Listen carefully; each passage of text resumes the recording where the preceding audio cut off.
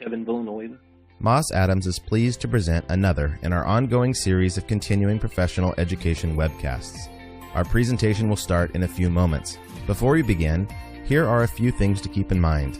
You can customize both how you view our presentation and how you interact with the presenter. For better viewing, close all other applications and turn up your speaker volume. You can also adjust window size and placement. At the bottom of your screen, you'll see a series of icons, each relating to a different aspect of our session. For example, you can click the file folder icon to download the group attendance sheet and a PDF copy of today's slides. You can ask our presenter questions during the webcast by clicking Q&A in the bottom left-hand portion of the icon bar and typing in your question. We'll do our best to answer all questions during the presentation or follow up via email. If you experience technical difficulty during today's presentation, refresh your browser by hitting the F5 key. We'll ask polling questions throughout today's presentation. Per the National Association of State Boards of Accountancy Webcast CPE standards, CPE credit will be awarded based on your participation in these polls. To respond to a poll, click the button next to your answer. If you're attending this webcast in a group, in order to receive CPE credit, you must complete our attendance sheet, available in the file folder icon at the bottom of your screen. Please have all group members sign the sheet, and please remit only one sheet per group. Also note, today's session will offer you one CPE credit. To receive credit, you must meet the requirements as specified by the National Association of State Boards of Accountancy. CPE credit can be awarded only to participants registered as themselves and is not available to participants who view the on-demand version. We'll track your progress and alert you when you've earned CPE credit. You can then click the certificate icon to open a PDF file you can save to your computer. We'll email a copy of your PDF certificate in 2 weeks if you can't download it today. As a reminder, the presentation you're about to see is not legal, investment, or accounting advice. We encourage you to seek the counsel of a professional service provider to apply this content to your specific circumstances.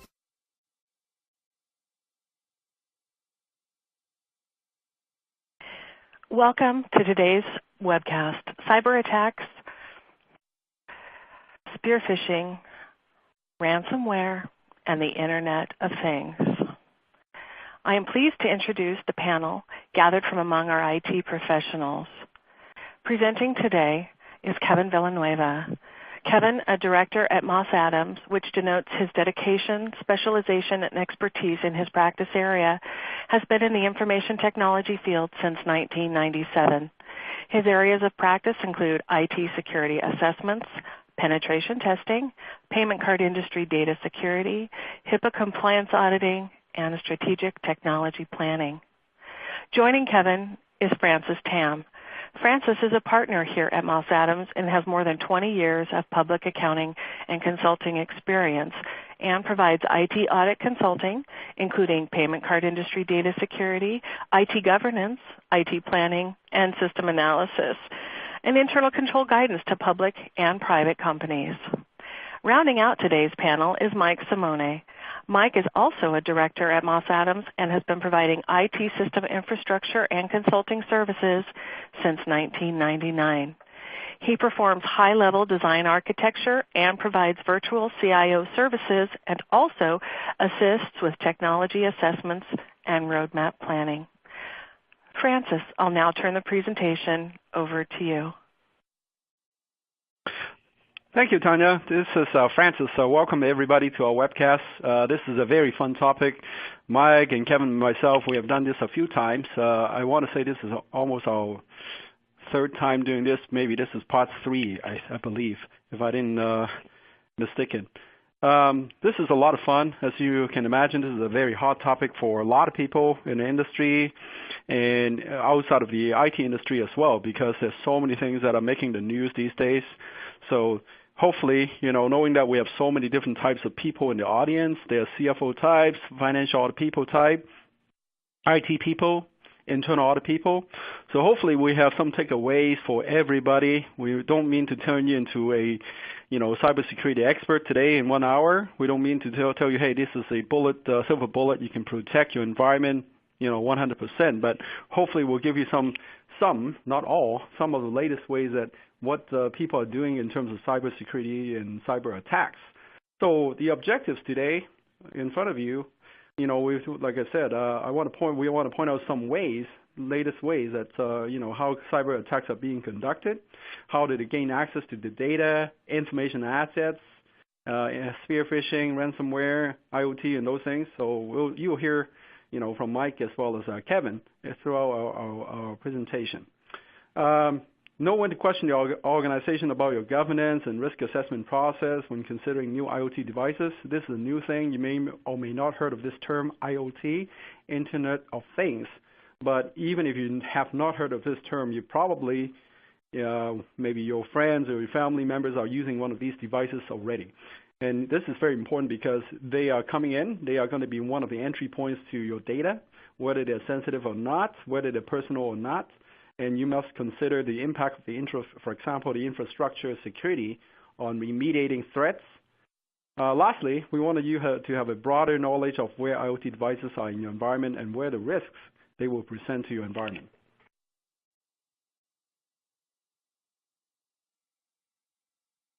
So the agenda is very much matching with what I just said. So you will hear from us about the state of cybersecurity. We'll give you some of the data, some of the horror stories. I'm not going to give you, 15 minutes of this because the main thing is how we want to point out to you some of the latest attacks, how you can protect your environment, so to speak, and then some of the ways that you may have seen in the news, what happened lately. So types of attacks, spear phishing, quote-unquote CEO fraud attacks, ransomware, infrastructure security, that's a big topic, Internet of Things, and then we'll draw a conclusion at the very end of the hour.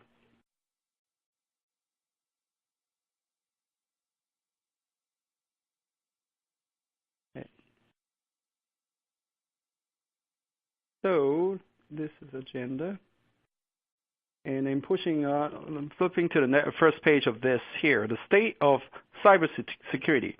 Just to give you some data, over 500 million of personal records that were stolen or lost in 2015, and this number I think is very conservative already. Imagine some of the things that were not reported. This number can maybe double or even triple. Because a lot of things, a lot of people have not even reported this because they think, well, maybe this not a big deal. I don't think I lost any key data. So this number, I think, could be very conservative. Spear phishing campaigns targeting employees increased 55%. Ransomware increased 35%. So these are all making the news these days. So we can't even track all of these data. I'm sure you heard a lot of these things happening. As late as a couple of days ago or last week, you heard maybe Eddie Bauer, HEI Hotel, some of the older ones are Personnel Management Office of the federal government. These are all happening, and they are making news, and I think this is only a tip of the iceberg, so to speak. There are probably a lot more that is not making the news. Phone-based impersonation for technical support continues to be an avenue of attack. People are now realizing maybe we need to use a variety of techniques to get in. So phone-based attack is one of them so that they can get information to compromise more the automated side. IT staff are consumed with the number of ingress points to protect. That's a very key point, and I think Kevin is going to talk a lot about that because, well, you know what, these days our IT business model is designed to make it easy for consumers. They want to make sure this is a good consumer experience. As a result, there may be many ingress points. But then for the IT security people, that could be a nightmare. In other words, instead of one, you could have multiple ingress points. Where are they coming from? Not only people, legitimate users that are coming in, the hackers could be coming in as well. So you need to protect all of them. Cost of data breaches and cybercrime will top $2 trillion by 2019. Again, I think these numbers are just estimated. Again, I think this could be very conservative. The next one is, well, you know what? Given of all these things you hear in the news, the governments, whether they're federal level or state level, there are all kind of federal regulations, state regulations by industry group, by state, by the federal government. You might have heard in the news or in some of the publications. In this case, for example, I'm not going to read through it line by line for you. You might have heard a lot about these already. For the healthcare industry, HIPAA, that has been around for 10 years now, and since 1996. There were a lot of amendments to it. There were a lot of adjustments to it. So it's just a way that, hey, everybody's trying to keep up with the bad guys. How do they compromise? And then we study what they did, and then we make changes. FFIEC, GLBA, SOX, FISMA, the Cybersecurity Act, Homeland Security Act, Fair Family Education Rights and Privacy Act, PCI DSS, Payment Card Industry Data Security Standards. These are all standards you might have heard. They all come with different frameworks, but more or less, they are all asking you, how are you going to secure the information you are touching? So, as of more information for you, as of April of 2016, 2 months or 4 months ago, 25 states have already introduced new or changes to the cybersecurity regulations. So in many of those states, if you don't abide by it, if you don't kind of do what a bare bone minimum to protect your customer information, you may be violating laws that you may not know. D.C., Guam, Puerto Rico, Virgin Islands, 47 other states have enacted legislation requiring the entities to notify individuals if you have a breach. So this number is probably going to go to 50 very soon. The disclosure could be very different in different degrees. We're not lawyers, but these state legislations are basically saying, hey, if you have a breach, you owe it to your customers. You owe it to the people that you get the information from to let them know there's a breach. So you might have got these letters in the news, in the mail already from, for example, Neiman Marcus in the past, Target in the past. Hey, we apologize. That's what it's for. A number of states have expanded the definition of PII, personally identifiable information, to include medical insurance data, biometric data. Those are all kind of basic. So some of them have even included, hey, account users, user IDs and passwords. So different states may have different definitions. Okay, so again, those are regulations. Now it comes to the laws, right? So these are the ones, again, is only a tip of the iceberg. We don't have an inclusive list, all-inclusive list in front of us. So, breach law first. Connecticut, if you have a breach, you are supposed to provide 1 year of free credit monitoring. Washington State, if you have a breach, you only have an exemption from notification if NIST is the cybersecurity framework is followed, and you have to prove it, of course. Tennessee, if you have a breach, notification is required even if the information is already encrypted.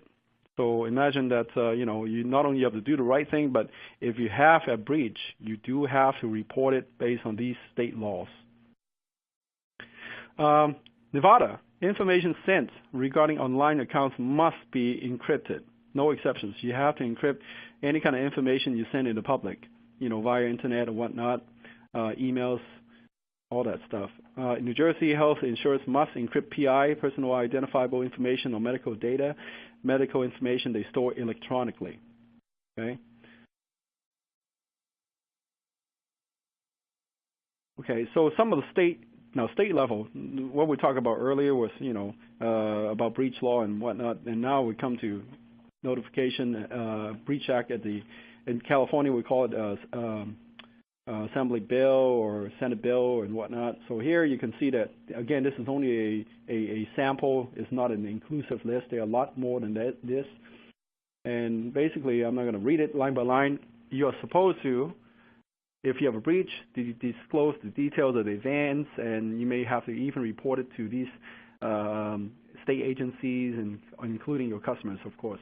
Massachusetts, data security law, establish a minimum standards that any person, agency, or entity that owns and licenses personal data, if you touch them, you have to meet the minimum safeguard for personal information. As you can see, this is very stringent. It's getting tougher and tougher because the whole point of this is to get people to protect the information they touch. With that, I'll turn it over back to you, Tanya, to read the polling question. Thank you, Kevin. I'm sorry, Francis. So let's go to...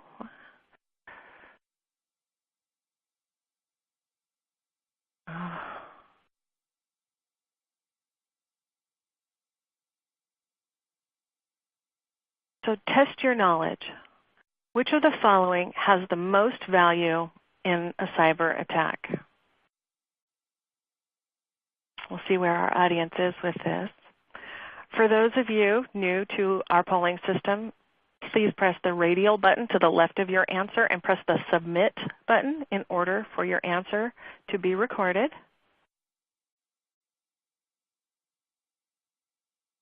And we'll see where people believe the value is, whether it's their Social Security number, PayPal account, maybe a premium credit card.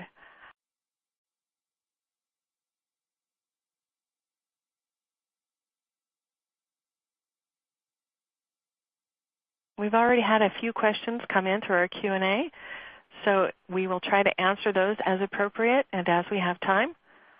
If we don't get to your question, rest assured that we'll follow up with you afterward to make sure that you get the answers you need. So we'll give our polling question just another few seconds, and we'll go ahead and close the polls.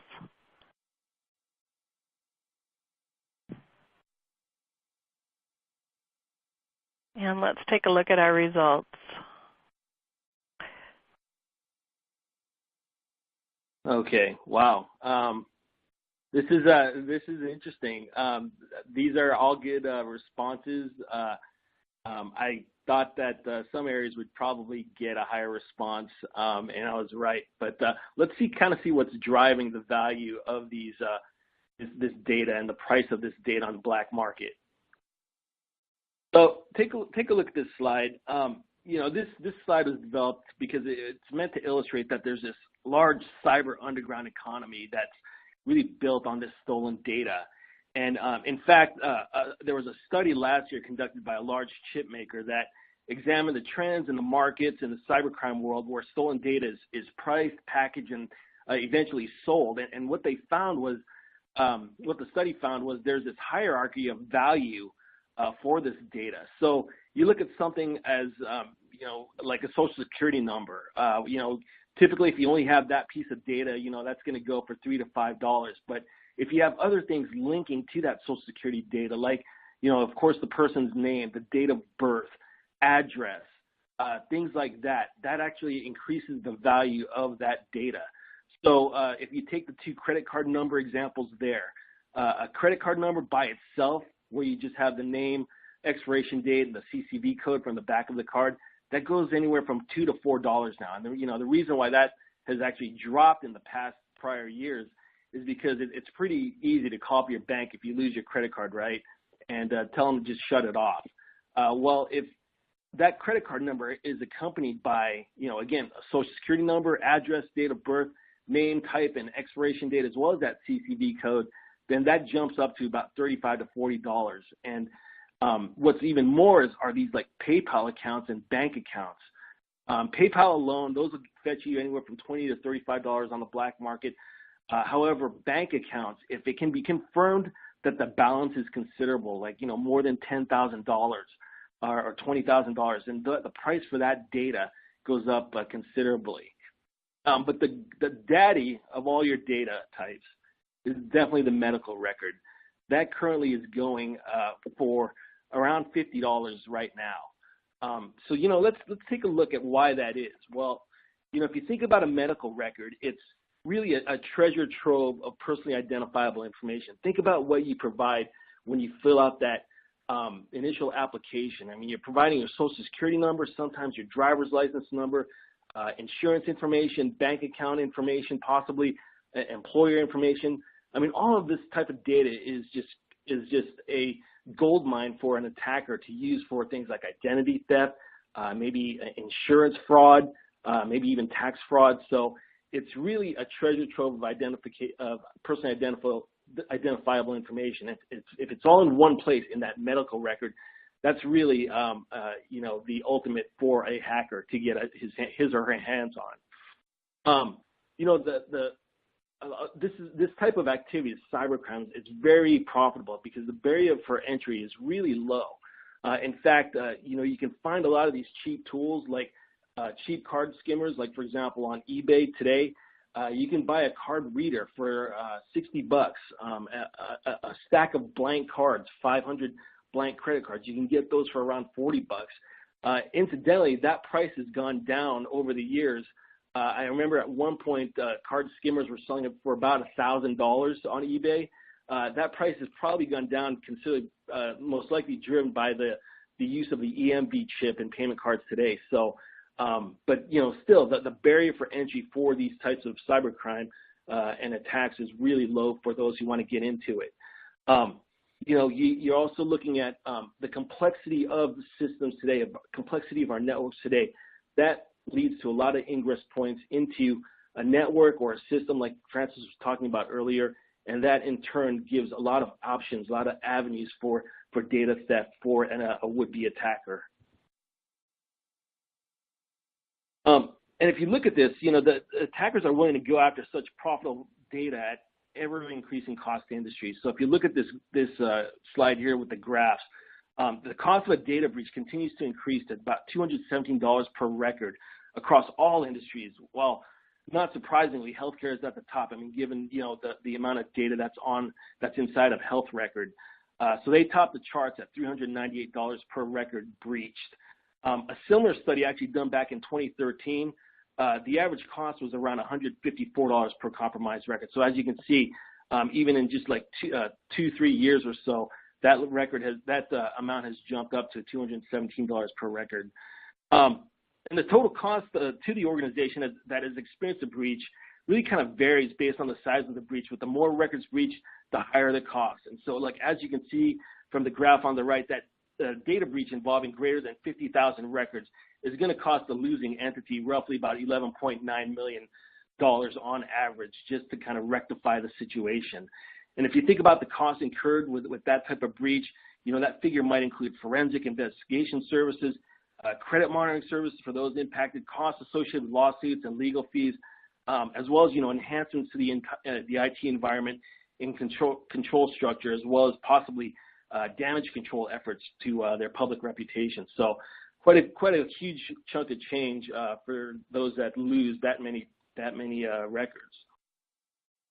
And with that, Tanya, I'll turn it back to you for this next polling question. Thanks, Kevin. So have you or someone you know been the victim of identity theft, a cyber attack, or other phishing scams or attempts?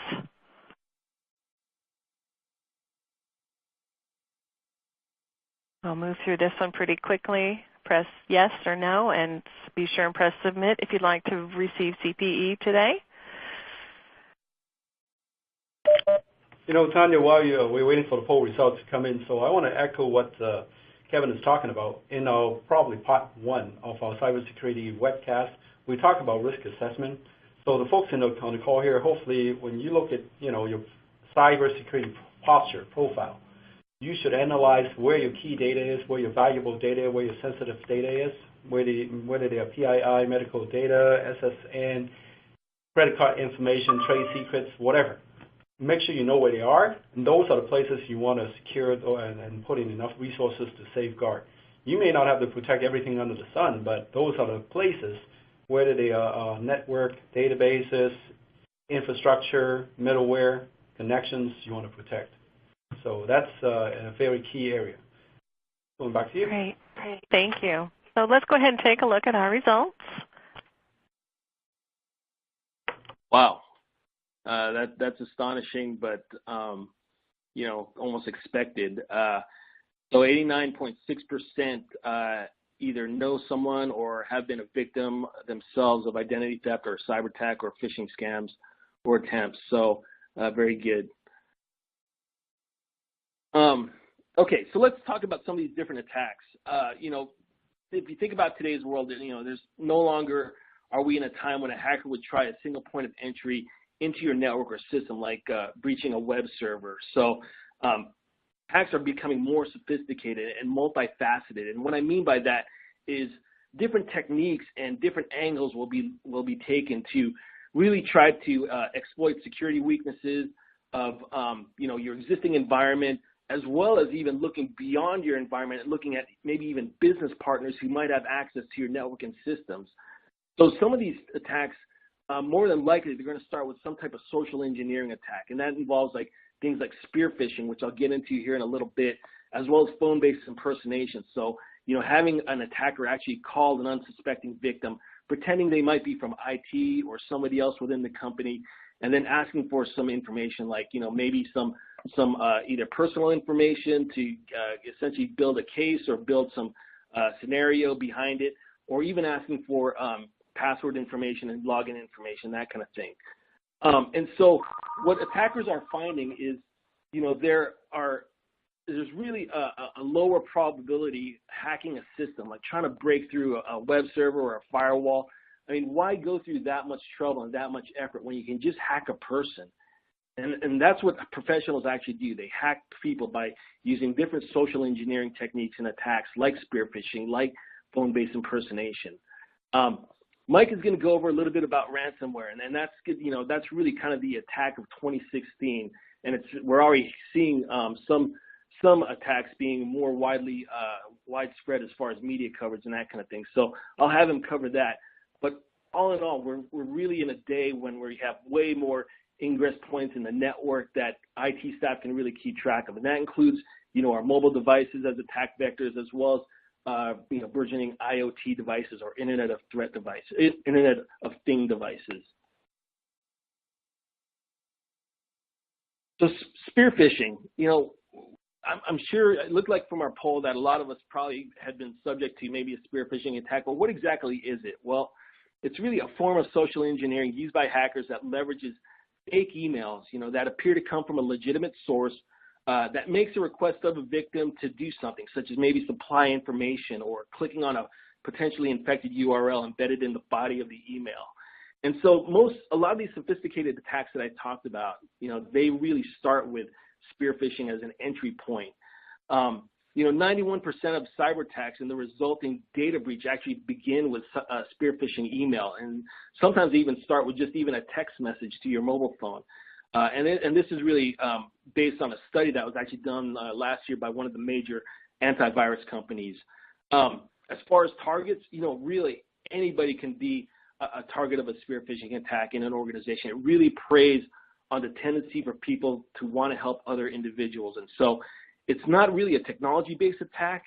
It's more like hacking people with technology being used as a facilitator of the attack. And therefore, targets can be anybody within the organization who's assigned an email account. CEO fraud, or actually whaling, if you think about that term, I'll go into that a little bit here in a little bit, but whaling is a form of spear phishing that targets specific individuals, and these are usually those individuals in the C-level management suite, or those who have access to information of strategic importance, or even those who have access to the organization's finances, or such as an accounting staff. And so we'll go into that a little bit here in a bit. But how do you really recognize a spear phishing attack? Well, take a look at this example. I mean, this is a pretty clean type of business case example of a spear phishing email. And if you look at this, really the characteristics of a spear phishing email, it's usually a tailored email. So, this is directly going to an individual, Joe, CFO at example.com. Usually research is done on the target individual or individuals. That has usually happened in the event of a spear phishing attack. So really you're targeting a group of individuals or an individual themselves. And it uses, again, email as a mechanism for gaining access to the victim's organization network, or it may ask you to take action. Like, for example, on this one, it's really asking, hey, they need the individual to send out an important payment for the CEO today.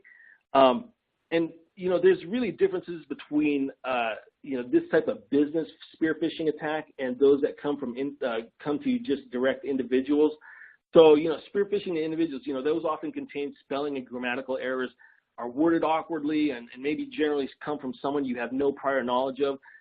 However, these business type of spear phishing emails, these appear more polished. So this is a pretty generic example of a business spear phishing attack, and it appears to come from someone of authority, the CEO, and an urgent request is made. And as you can see, the subject's urgent, and it's usually a request to either transfer money or goods in a short period of time. So hence the urgency there, and the short, quick, concise message in the body of the email. If you look at this, and if this was actually the live email, you could actually see by hovering over the email address of the CEO whether or not that's actually from the same email domain as the company. So that's one thing you could do is if you see a request like this, just hover over the from an email address from the source and see if it's actually legitimate. See if it actually comes from within your company's domain. So a lot of times you can see the source email address, and it's often somebody else or somebody from the outside portraying to be somebody from the inside. Kevin, that's a very good one we want to point out because I think we see the rise in this type of attack because in many industries, in a lot of the companies, you guys are doing a very good job in doing building all the safeguards in the IT environment, in the infrastructure, information security. So these hackers, the bad guys, they're thinking, well, you know what? It's easy to defeat the people. People are weak. They're not robots. So it's easier to get sensitive information from them in the form of maybe user IDs and passwords and then defeat whatever they have in place. So this is a way that we see it in the rise because they can use this information. They can try 1,000 times. Hopefully they'll get maybe 1 or 2. And boom, they open up the entire door, the back door. For example, if you get the user ID of the password of a CFO, of a network domain administrator, that's very much on the rise. Back to you, Kevin. Thanks, Francis. So how do we successfully thwart a spear phishing attack?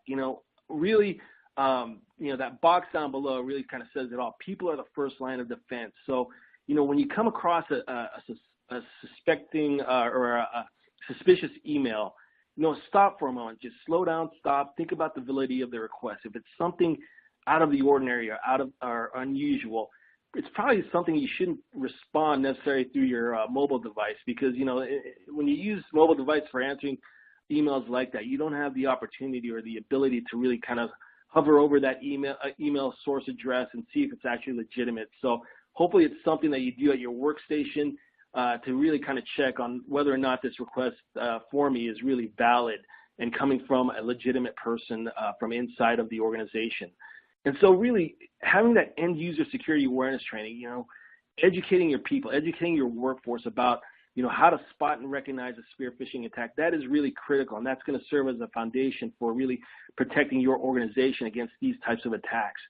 Have these internal control processes in place.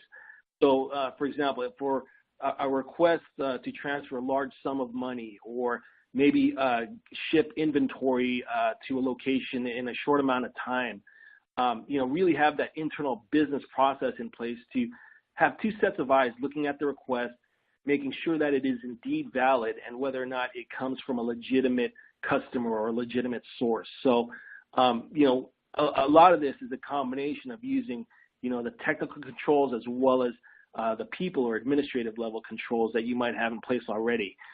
Some of the technical controls, you can have email system security, endpoint security on your workstations, and your email system security, that might include anti-spam, URL scanning, as well as attachment stripping. But these technical controls alone are not a complete solution. You have to really kind of use a combination of people as well as technical controls and process as well in order to really successfully thwart a spear phishing attack.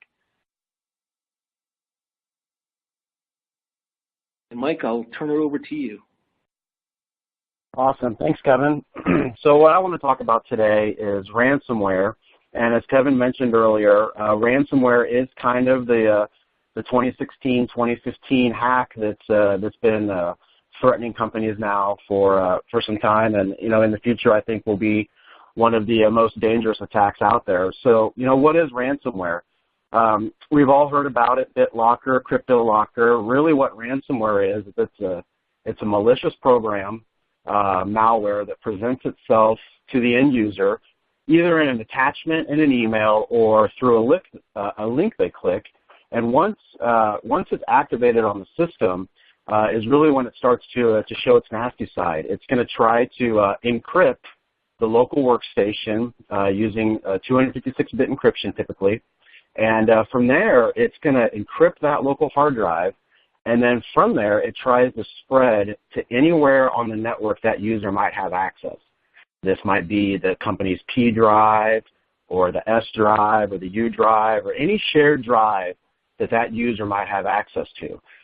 So obviously, once something is encrypted, the way that the program works is it generates an encryption key.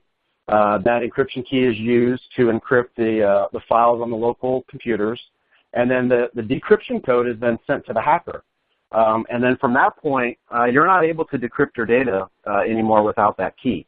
And really the only way at that point to get that key is to pay typically a ransom to the attacker. So what does that look like?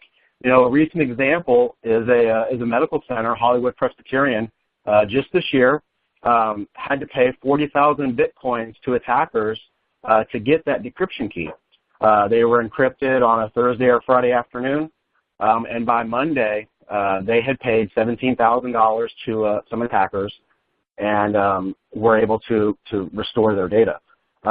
No patient data was lost. The medical center was continuing to operate, but at the same time, none of their customers knew that their data was being encrypted and sent off. So it's very important that you know, to make sure that we protect against this attack. So, you know, how do we do that? How do we look at protecting ourselves from ransomware? So the first phase is always to look at the administrative controls. We have to have awareness of the attack so we can successfully protect ourselves. So having end-user security training. This goes back to the spear phishing example that Kevin just talked about and some other attacks we'll talk about here.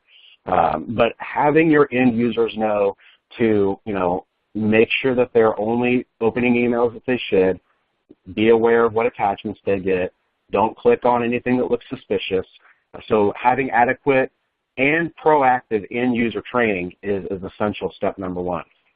Internal controls, and you know, we'll talk about this a little bit, but what we're talking about here is having the internal controls in place to make sure that our users only have access to data that they really need in order to function and to perform their job duties. You know, as an example, let's say that computer gets that crypto locker. We don't want it to be able to spread to the rest of the network because that user had too much privilege on the environment. So that's one of the things that internal controls can solve for us. Disaster recovery, business continuity plans. You know, one of the things that Hollywood potentially learned from their attack is to make sure they have adequate backups in place. You know, I would like to reason that if they had adequate backups in place, that they might not have had to pay that ransom. So $17,000 would have paid for a really nice backup system, or at least a good chunk of it. So having your disaster recovery in place, having your backups in place, and making sure they're working is a critical step. Because if you do get attacked, at least then you can restore. And then obviously, you know, having contact information for, you know, law enforcement, FBI, service providers. This goes back to, you know, what Francis was talking about in terms of regulations earlier, you know, because if you get attacked, you might need to notify authorities, and you need to have that contact information handy. So technical controls. You know, some of the things that we can do is, if we get infected, we want to first hope we don't get infected. Second, if we do, make sure that we limit our exposure as best we can. So how do we do that? We do that by ensuring that our end-user security is sufficient to perform job function, audited regularly, but doesn't extend past that. So make sure that users have permission to the proper drives, make sure they don't have too much access on the environment. It is possible for encryption to spread to backups. So as an example, I'm sure some of our participants today might have a disaster recovery site. Maybe you're doing replication between the two. It is possible for your production site to get infected, get encrypted, and then your standard-based or backup-based replication spread that infection to a different device. So making sure that we have multiple layers of backups, making sure that if we have real-time protection, that we have adequate backups in place and we have live copies so that in case our backups do get encrypted, God forbid, we can prevent that. We can still restore from a different point in time. Up-to-date antivirus and system software through frequent patching. This is another critical component. Antivirus is critical to have on our desktops, including anti-malware. We should also be doing email filtering, email scanning, and attachment scanning. These are, I hate to say, the basic blocking and tackling for information security, but it is the foundation on which all other systems are built on. We have to have good email scanning and filtering in place. We have to have good antivirus and patching in place. Those are our basic foundation. And then, of course, real-time monitoring. Being able to see the firewall real-time, our systems real-time, and alerting in place is critical to making sure that we have, in case we do get attacked, to see those attacks, and then from there we can react. The best defense is always preparation. Lots of people like to say that luck is preparation meeting opportunity, and I kind of believe that as well, especially with security. So how do we do that? The IT infrastructure assessment, giving ourselves a good gut check, making sure that the controls are in place, the security is defined for our networks, and making sure that, we're doing everything that we should as a business. Testing our systems, making sure that our infrastructure is actually doing what our IT department says, making sure that our disaster recovery plans actually work, making sure that our backups actually work. We need to make sure that the IT department says what they're doing, we're actually doing it and auditing it to make sure that it's happening. Prepare your people, establish policies and procedures.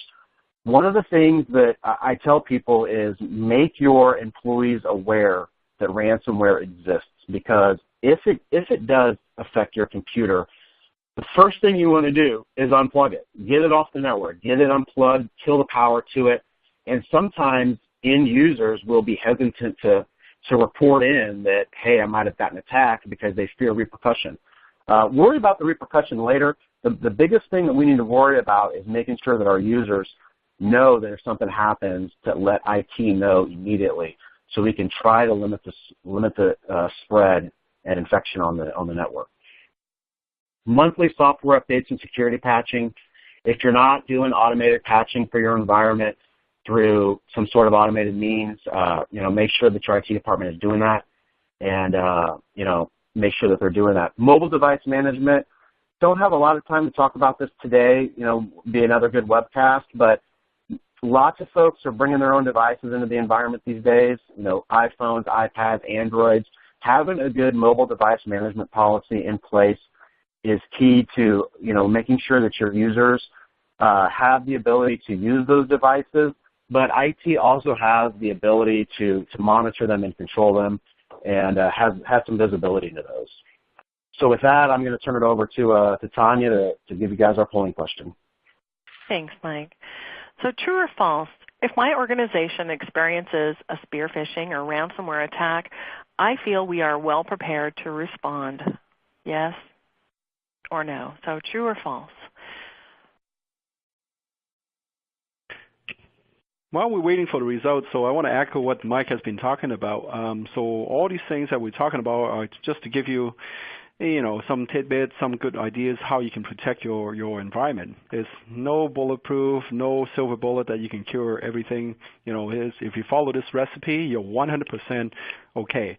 But the way I put it is like, make sure you maintain your IT hygiene. Make sure you do what you need to do, not only for one day, not for 1 month, but it's a continuous process. We talk about this, some of the breaches we've seen in the past.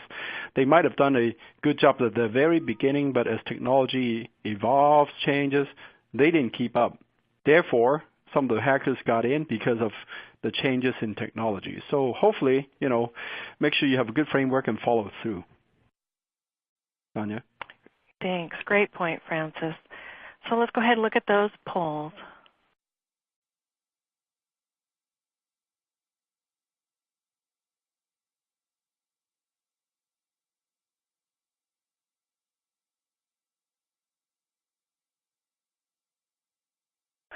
Alrighty, so looks like 65% true. You guys feel that you're well prepared to attack. A little bit less. So, okay, good info there, which kind of leads us into our next few slides, talking about actual infrastructure security. So, how do we identify our threats, and what do we do? So, lots of businesses have auditors. They have either a SOX audit or a PCI audit or some sort of regulatory requirement to have IT audits.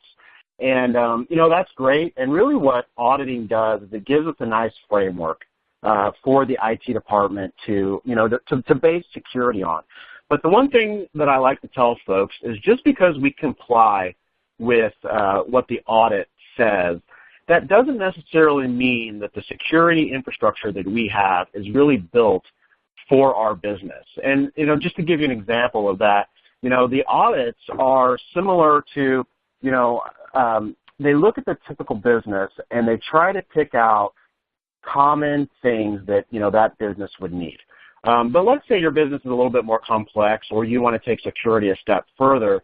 The audit, the compliance audit may not include those. So you might not design your security environment to be more robust, to have internal sensors, So don't just look at the audit and assume that, yeah, we're covered by security because we successfully passed this audit. I like to tell folks to use the audit as a nice starting point, but then don't be afraid to go beyond what the audit is actually looking for. The old threat model no longer applies. Lots of companies used to think in the past that, hey, we're a small, medium business. We only have 1,000 or so employees. Nobody really cares about us.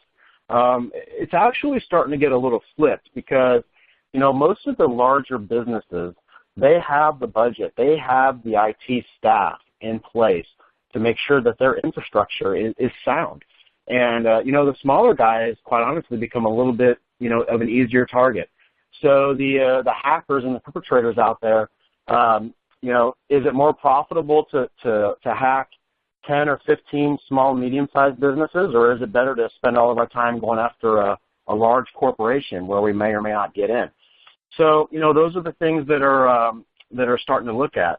In addition to that, smaller companies not having a larger IT staff, many times they, just buy off-the-shelf software or hardware. They do a vanilla basic installation and accept, all the defaults. They might not have a security specialist on staff.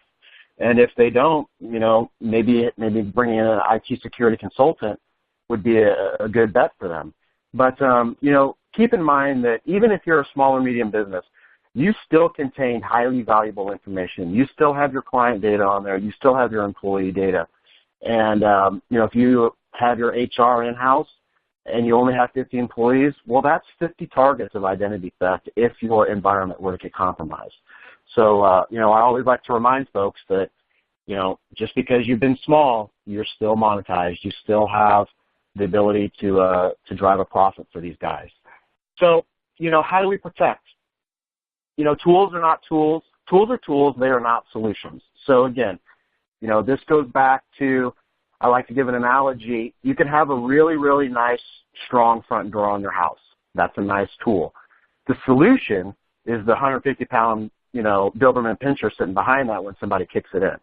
So, don't just stop at the tools. Make sure that you're looking at your entire solution and designing security around that. You can do security on the cheap if it's done correctly. It just depends on, again, your inside-out approach. And, design security from the outside in. The main point of attack for most businesses is their internet connection or any point of ingress into their environment. So let's make sure that guy has a good firewall. Intrusion prevention systems, intrusion detection systems are great things to have.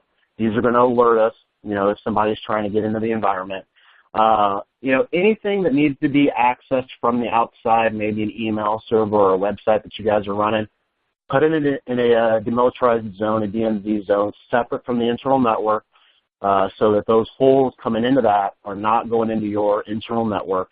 Those are all really good things to have in place. All of your external devices should always have active monitoring and threat remediation. Even small businesses really need this because even if they only get into that server sitting in your DMZ, what you want to keep in mind is they may not care about getting into your internal network. They may want to use that server as a hop server to get to their next target. So it's harder for the authorities to trace back to them. And the last thing that you want is somebody using your equipment to get into somebody else's environment. That is really, really bad. So we want to limit that. We want to make sure that we have threat protection in place.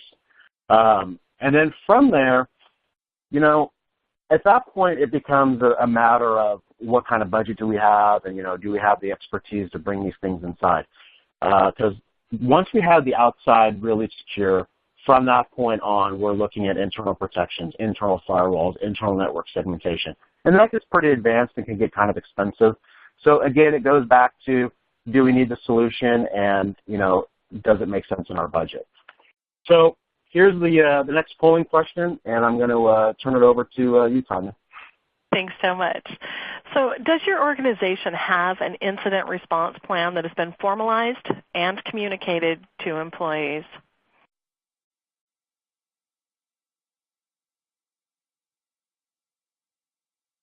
We want to move through this one and be sure and capture your responses for those wishing to receive CPE.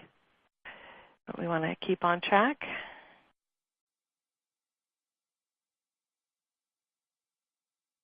And we'll give this maybe another 10 seconds, and we'll go ahead and close the polls and take a look at our results.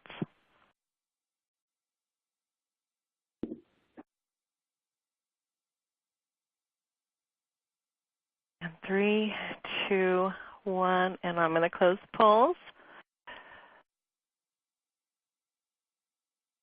Okay, this is interesting. So really, we're kind of split. Looks like 38.2 organizations do have an incident response plan that's been formalized and communicated to employees, whereas a little bit more than that, 40.2% don't, and then the rest don't know. So that's kind of what I expected. I actually thought that incident response plans, as far as their existence, I thought that no answer would be a little bit higher.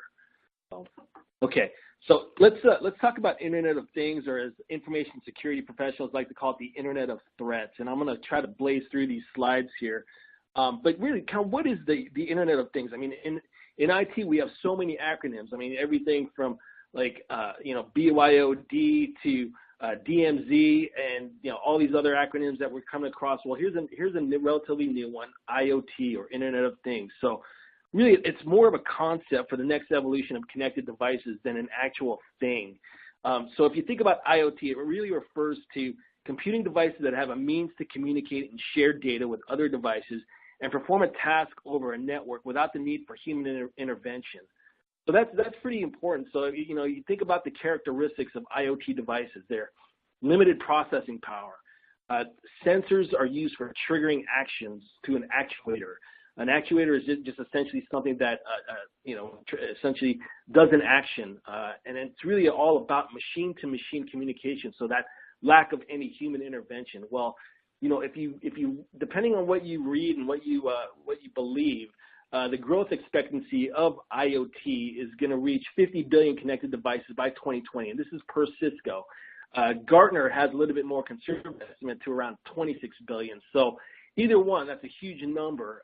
And really what's kind of driving this is in the consumer space. I mean, you have a big manufacturer, consumer manufacturer like Samsung, who is predicting by 2019 that 90% of their consumer products are expected to have the ability to interact with other devices. So they're going to have the ability, you're going to have like a TV that's going to be able to talk to like maybe your Blu-ray player, to talk to your gaming system.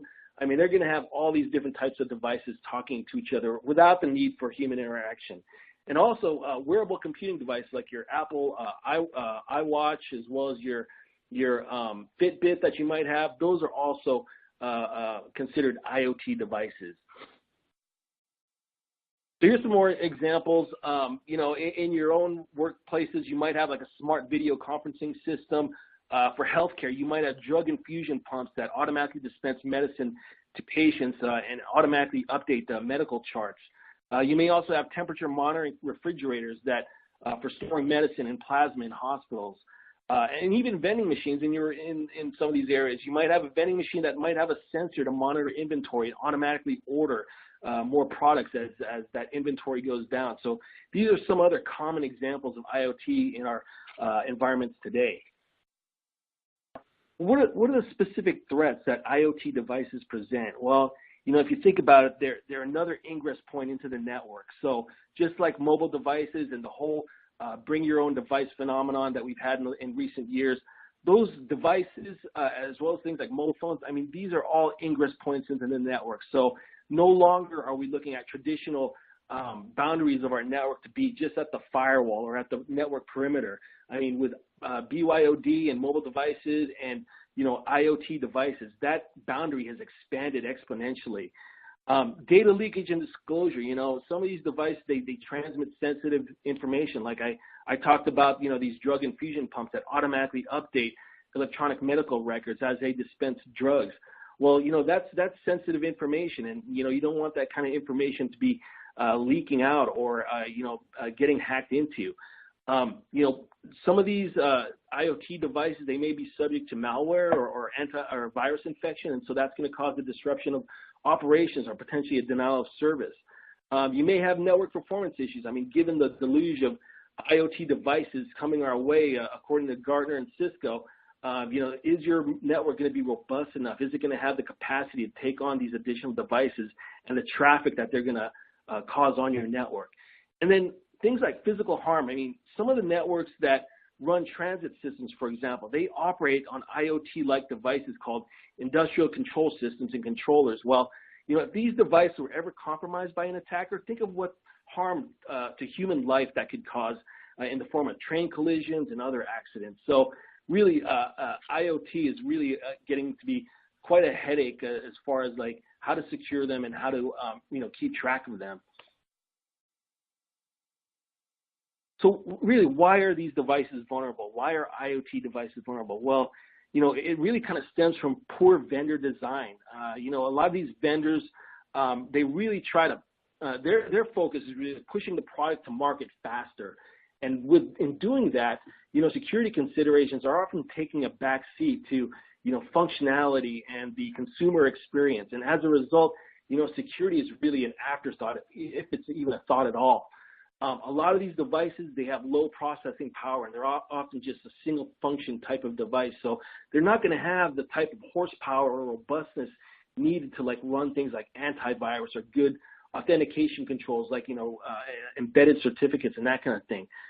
There's no universally accepted security standards to guide manufacturers. So there's no set of uniformly accepted guidelines for securing these types of devices, just because we have so many different types of manufacturers and different types of devices out there in the market. There's often a failure to have a good process in place to make sure that these devices are updated. So a lot of these devices run operating system called firmware.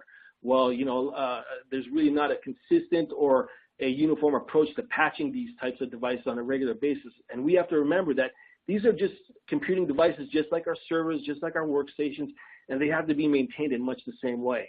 And again, there's so many different types of devices from so many different manufacturers. It's really kind of hard to come up with one universal security standard as a result.